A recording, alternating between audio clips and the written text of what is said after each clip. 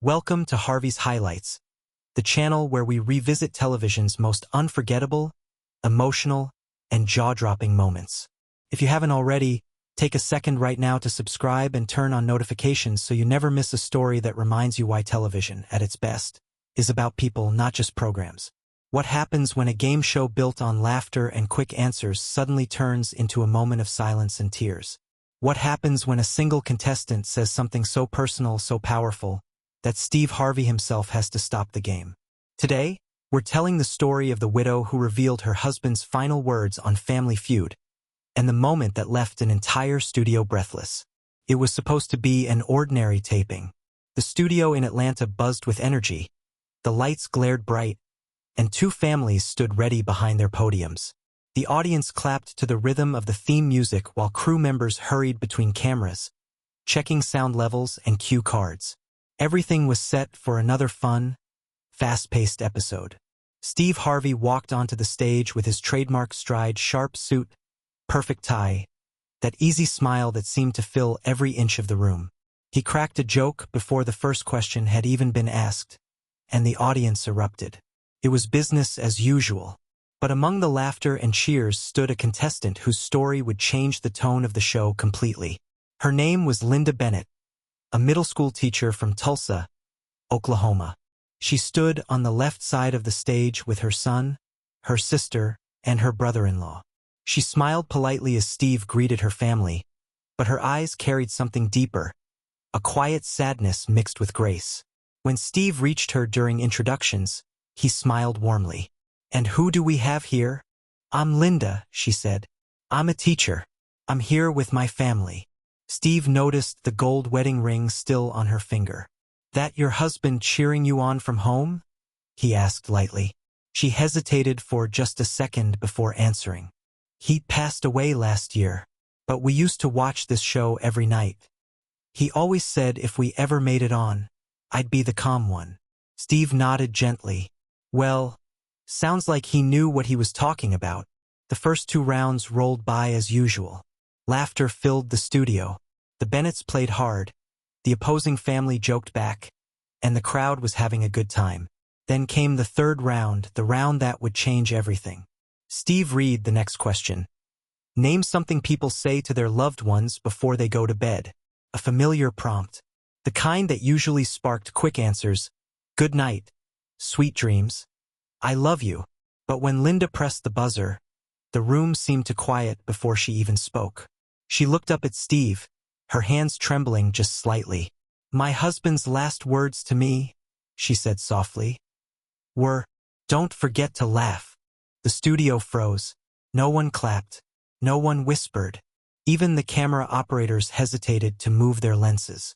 Steve Harvey lowered his cue cards. The joke he was about to tell disappeared from his mind. He took a slow breath and stepped toward her. For a long, unbroken moment, the audience simply watched as he stood there, not as a host, but as a man acknowledging another person's pain. "Ma'am," he finally said, his voice low, "that's the most beautiful answer I've ever heard on this stage." The crowd began to applaud, softly at first, then louder, until the entire studio was on its feet. Linda smiled through tears. Steve placed a hand on her shoulder and looked at the audience.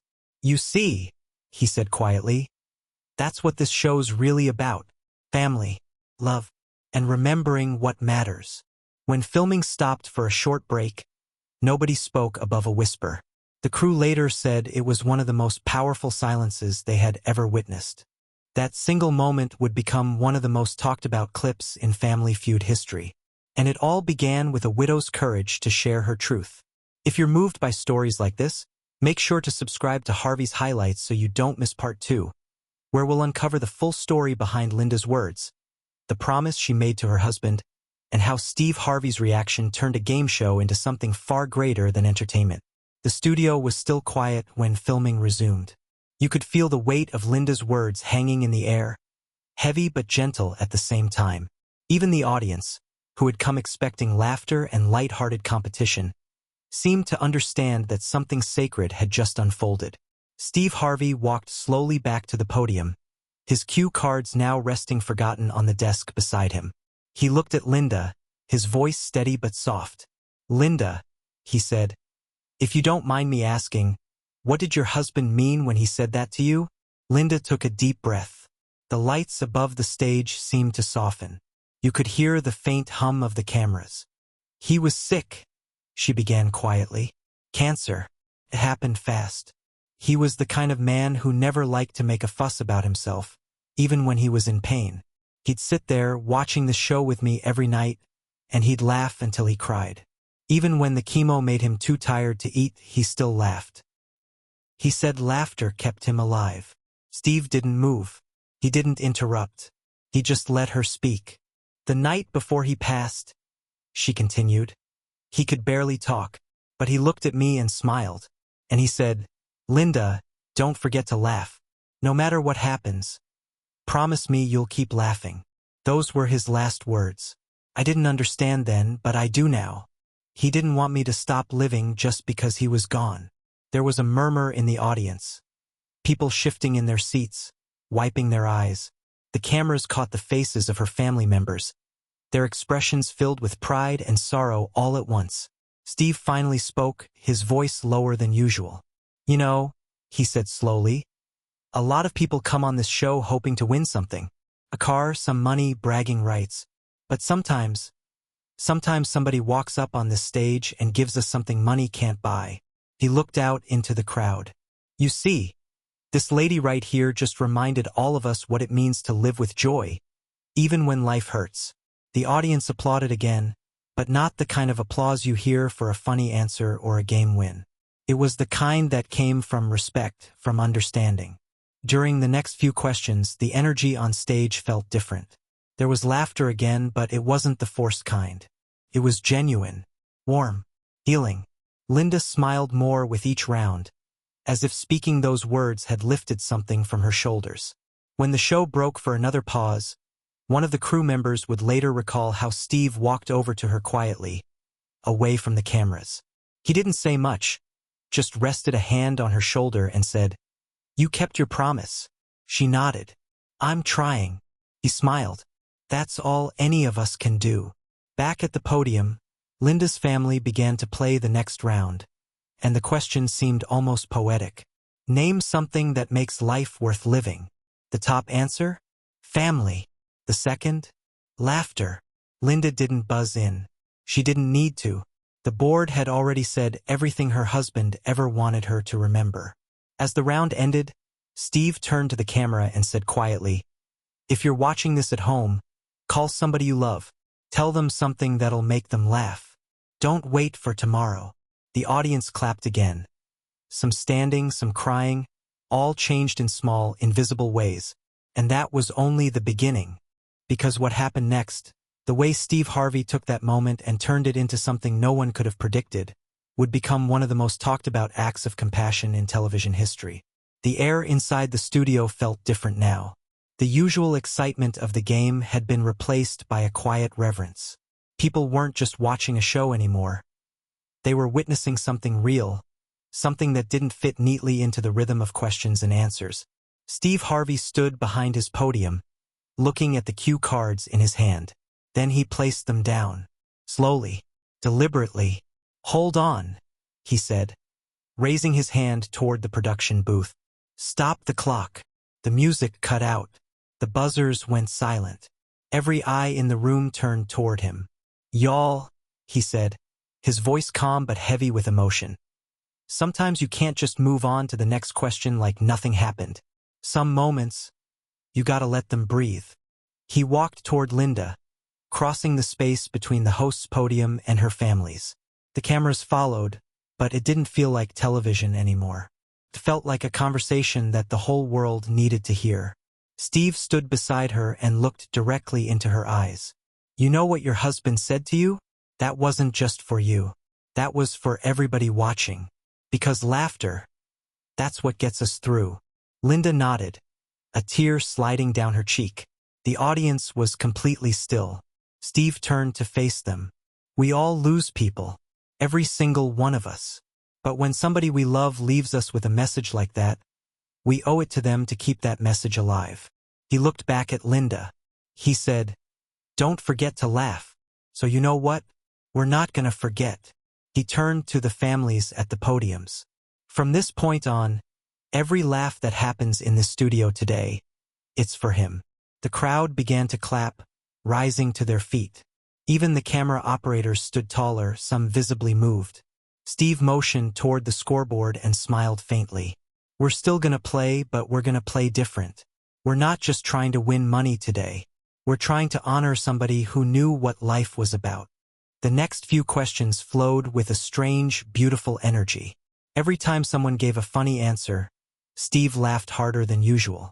Every time someone missed the board, he joked gently, easing the tension without losing the sincerity of the moment. It was no longer just a game, it was a celebration. When the round ended, Steve stepped back toward Linda. You know, he said quietly, I think your husband's watching this right now, and I think he's laughing harder than any of us. Linda smiled through her tears.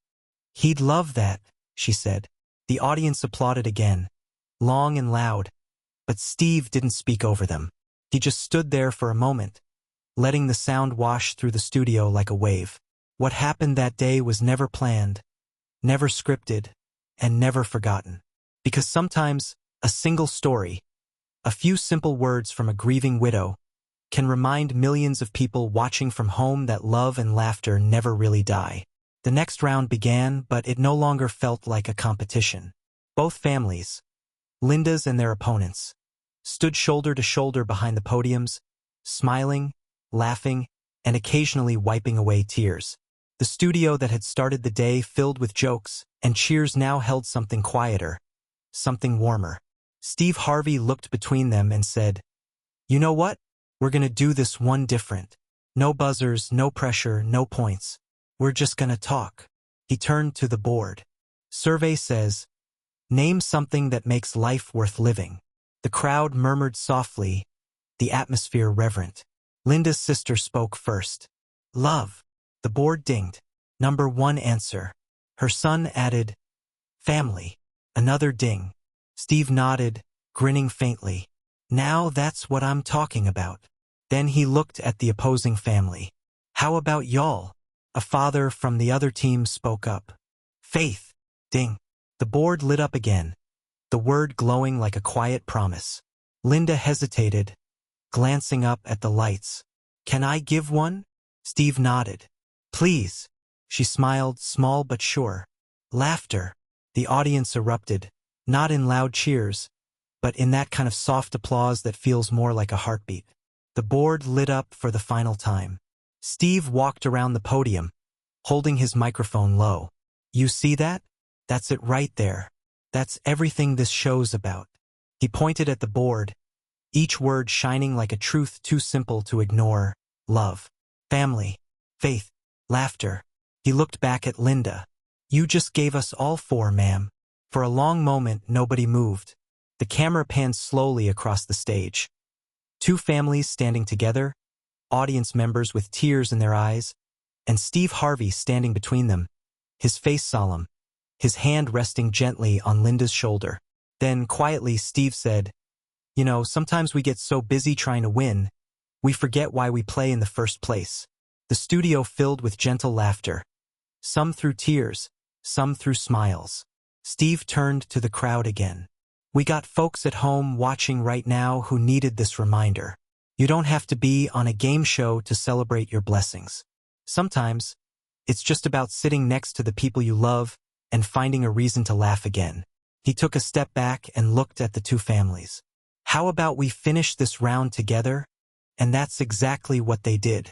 Both families, standing side by side, calling out answers not to win, but to keep the laughter alive.